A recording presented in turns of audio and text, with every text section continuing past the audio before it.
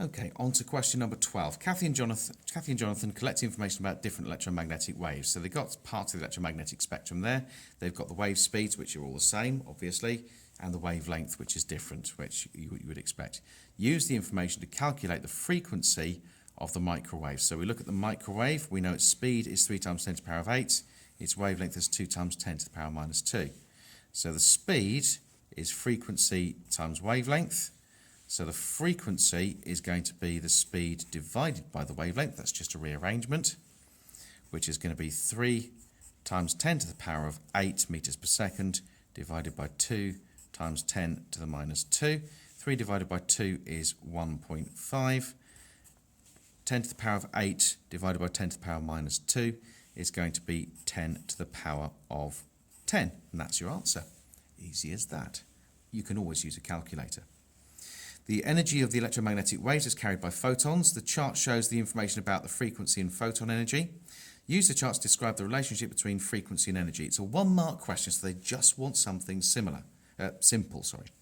So, as the frequency increases,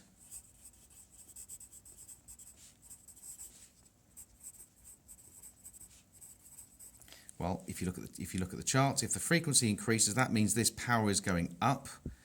Then this negative power is going down to then a positive power going up, so that's going to be increasing too. So as the frequency increases, energy also increases. You just say energy increases. That's it. That's easy enough. And then you're on to question number 2, part 2, which is infrared waves can vary in wavelength. Infrared radiation source A is a wavelength of 1 times 10 to the power of minus 5.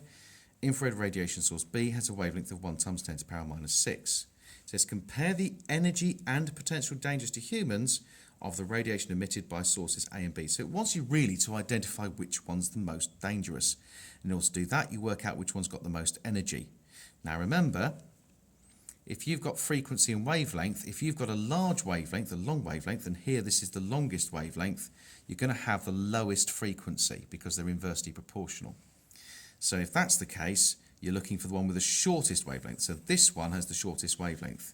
So B is most dangerous.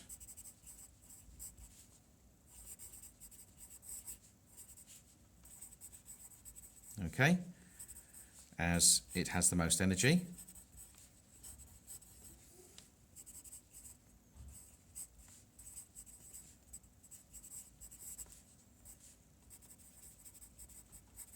Meaning a greater risk of being burnt.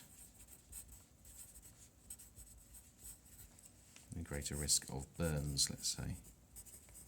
And that's it. It's as easy as that. That's question number 12.